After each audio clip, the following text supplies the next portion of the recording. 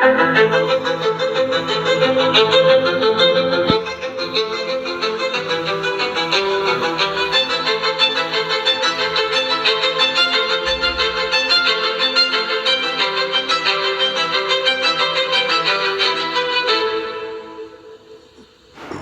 प्यारे देशवासियों, नमस्कार।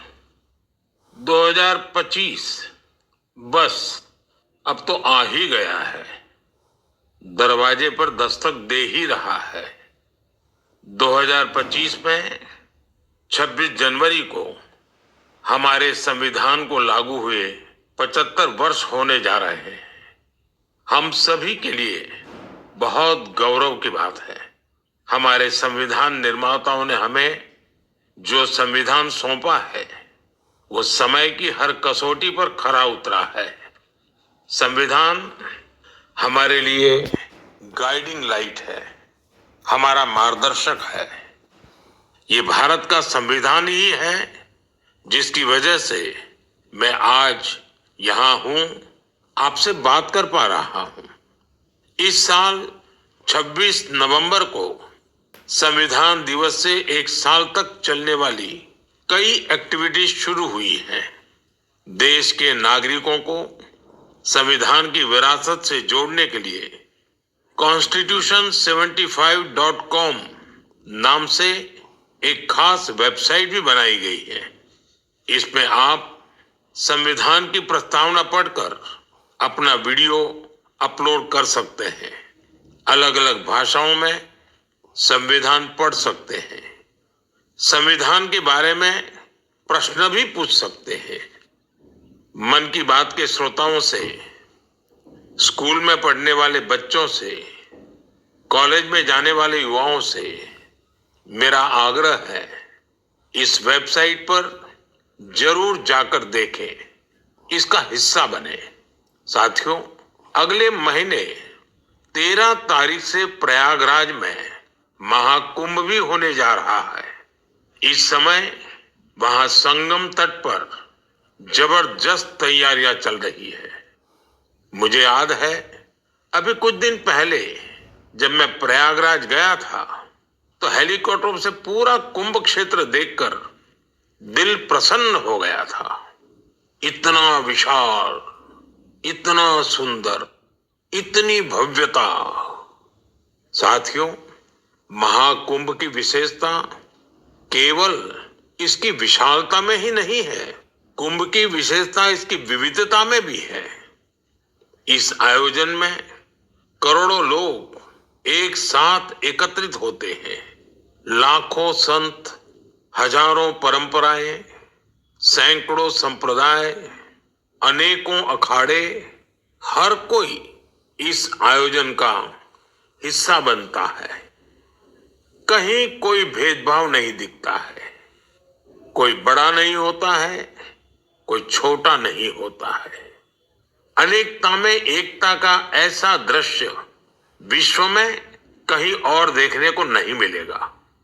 इसलिए हमारा कुंभ एकता का महाकुंभ भी होता है।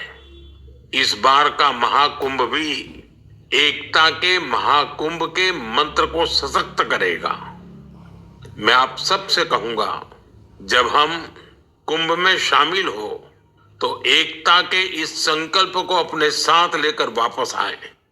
हम समाज में विभाजन और विद्वेष के भाव को नष्ट करने का संकल्प भी लें। अगर कम शब्दों में मुझे कहना है तो मैं कहूंगा, महाकुंभ का संदेश, एक हो पूरा देश। महाकुंभ का संदेश, एक हो पूरा देश। और अगर दूसरे तरीके से कहना है तो मैं कहूंगा, गंगा की अविरल धारा, न बटे समाज हमारा। गंगा की अविरल धारा, न बटे समाज हमारा। साथियों, इस बार प्रयागराज में देश और दुनिया के श्रद्धालु डिजिटल महाकुंभ के भी साक्षी बनेंगे। डिजिटल नेविगेशन की मदद से आपको अलग अलग घाट, मंदिर, साधुओं के अखाड़ों तक पहुंचने का रास्ता मिलेगा। यही नेविगेशन सिस्टम आपको पार्किंग तक पहुंचने में भी मदद करेगा। पहली बार कुंभ आयोजन में एआई चैटबॉट का प्रयोग होगा। एआई चैटबॉट के माध्यम से 11 भारतीय भाषाओं में कुंभ से जुड़ी हर तरह की जानकारी हासिल की जा सकेगी। इस चैटबॉट से कोई भी टेक्स्ट टाइप करके या बोलकर किसी भी तरह की मदद मांग सकता है। पूरा मेला क्षेत्र को एआई पावर्ड कैमरा से कवर किया जा रहा है। कुंभ में अगर कोई अपने परिचित से बिछड़ जाएगा तो इन कैमरों से उन्हें खोजने में भी मदद मिलेगी। श्रद्धालुओं को digital lost and found centre की सुविधा भी मिलेगी। श्रद्धालुओं को मोबाइल पर गवर्नमेंट अप्रूव टूर पैकेजेस, ठहरने की जगह और होम स्टे के बारे में भी जानकारी दी जाएगी। आप भी महाकुंभ में जाएं तो इन सुविधाओं का लाभ अवश्य उठाएं और हाँ, हैशटैग एकता का महाकुंभ के साथ अपनी सेल्फी जरूर अपलोड करिएगा। साथियों, मन की बात यानी MKB में अब बात KTB की। जो बड़े बुजुर्ग हैं उनमें से बहुत से लोगों को KTB के बारे में पता नहीं होगा, लेकिन जरा बच्चों से पूछिए, KTB उनके बीच बहुत ही सुपरहिट है। KTB यानी क्रश, त्रुश और बाल्टी बॉय। आपको शायद पता होगा, बच्चों की पसंदीदा एनिमेशन सीरीज और उसका नाम है KTB भारत है हम, और अब इसका दूसरा सीजन भी आ गया है। ये 3 एनिमेशन कैरेक्टर हमें भारतीय स्वतंत्रता संग्राम के उन नायक नायिकाओं के बारे में बताते हैं जिनकी ज्यादा चर्चा नहीं होती। हाल ही में इसका सीजन 2 बड़े ही खास अंदाज में international film festival of India Goa में लॉन्च हुआ। सबसे शानदार बात यह है कि ये सीरीज न सिर्फ भारत की कई भाषाओं में बल्कि विदेशी भाषाओं में भी प्रसारित होती है। इसे दूरदर्शन के साथ साथ अन्य OTT प्लेटफॉर्म पर भी देखा जा सकता है। साथियों, हमारी एनिमेशन फिल्मों की, रेगुलर फिल्मों की, टीवी सीरियल्स की पॉपुलैरिटी दिखाती है कि भारत की क्रिएटिव इंडस्ट्री में कितनी क्षमता है। यह इंडस्ट्री न सिर्फ देश की प्रगति में बड़ा योगदान दे रही है, बल्कि हमारी इकोनॉमी को भी नई ऊंचाइयों पर ले जा रही है। हमारी फिल्म एंड एंटरटेनमेंट इंडस्ट्री बहुत विशाल है। देश की कितनी ही भाषाओं में फिल्में बनती हैं, क्रिएटिव कंटेंट बनता है। मैं अपनी फिल्म और एंटरटेनमेंट इंडस्ट्री को इसलिए भी बधाई देता हूं क्योंकि उसने एक भारत श्रेष्ठ भारत के भाव को सशक्त किया है। साथियों, वर्ष 2024 में हम फिल्म जगत की कई महान हस्तियों की 100वीं जयंती मना रहे हैं। इन विभूतियों ने भारतीय सिनेमा को विश्व स्तर पर पहचान दिलाई। राज कपूर जी ने फिल्मों के माध्यम से दुनिया को भारत के सॉफ्ट पावर से परिचित कराया। रफी साहब की आवाज में वो जादू था जो हर दिल को छू लेता था। उनकी आवाज अद्भुत थी। भक्ति गीत हो या रोमांटिक सॉन्ग्स, दर्द भरे गाने हो, हर इमोशन को उन्होंने अपनी आवाज से जीवंत कर दिया। एक कलाकार के रूप में उनकी महानता का अंदाजा इसी से लगाया जा सकता है कि आज भी युवा पीढ़ी उनके गानों को उतनी ही शिद्दत से सुनती है। यही तो है टाइमलेस आर्ट की पहचान। अक्कीनेनी नागेश्वर राव गारू ने तेलुगु सिनेमा को नई ऊंचाइयों तक पहुंचाया है। उनकी फिल्मों ने भारतीय परंपराओं और मूल्यों को बखूबी प्रस्तुत किया। तपन सिन्हा जी की फिल्मों ने समाज को एक नई दृष्टि दी। उनकी फिल्मों में सामाजिक चेतना और राष्ट्रीय एकता का संदेश रहता था। हमारी पूरी फिल्म इंडस्ट्री के लिए इन हस्तियों का जीवन प्रेरणा जैसा है। साथियों, मैं आपको एक और खुशखबरी देना चाहता हूं। भारत की क्रिएटिव टैलेंट को दुनिया के सामने रखने का एक बहुत बड़ा अवसर आ रहा है। अगले साल हमारे देश में पहली बार world audio visual entertainment summit यानी वेव्स समिट का आयोजन होने वाला है। आप सभी ने दावोस के बारे में सुना होगा, जहां दुनिया के अर्थ जगत के महारथी जुटते हैं। उसी तरह वेव्स समिट में दुनिया भर के मीडिया और एंटरटेनमेंट इंडस्ट्री के दिग्गज क्रिएटिव वर्ल्ड के लोग भारत आएंगे। यह समिट भारत को ग्लोबल कंटेंट क्रिएशन का हब बनाने की दिशा में एक महत्वपूर्ण कदम है। मुझे यह बताते हुए गर्व हो रहा है, इस समिट की तैयारी में हमारे देश के यंग क्रिएटर्स भी पूरे जोश से जुड़ रहे हैं।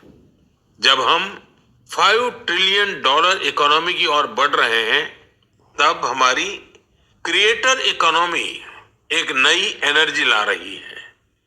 मैं भारत की पूरी एंटरटेनमेंट और क्रिएटिव इंडस्ट्री से आग्रह करूंगा, चाहे आप यंग क्रिएटर हो या एस्टैब्लिश्ड आर्टिस्ट, बॉलीवुड से जुड़े हो या रीजनल सिनेमा से, टीवी इंडस्ट्री के प्रोफेशनल हो या एनिमेशन के एक्सपर्ट, गेमिंग से जुड़े हो या एंटरटेनमेंट टेक्नोलॉजी के इनोवेटर, आप सभी वेव समिट का हिस्सा बने।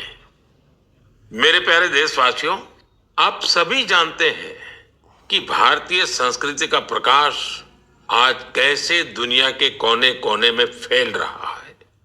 आज मैं आपको 3 महाद्वीपों से ऐसे प्रयासों के बारे में बताऊंगा जो हमारी सांस्कृतिक विरासत के वैश्विक विस्तार की गवाह है। ये सभी एक दूसरे से मीलों दूर हैं, लेकिन भारत को जानने और हमारी संस्कृति से सीखने की उनकी ललक एक जैसी है। साथियों, पेंटिंग्स का संसार जितना रंगों से भरा होता है, उतना ही खूबसूरत होता है।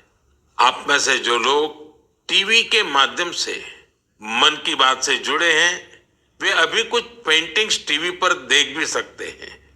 इन पेंटिंग्स में हमारे देवी देवता, नृत्य की कलाएं और महान विभूतियों को देखकर आपको बहुत अच्छा लगेगा।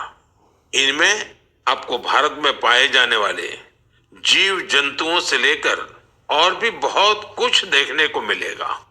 इनमें ताजमहल की एक शानदार पेंटिंग भी शामिल है, जिसे 13 साल की एक बच्ची ने बनाया है। आपको ये जानकर हैरानी होगी कि इस दिव्यांग बच्ची ने अपने मुंह से इस पेंटिंग को तैयार किया है।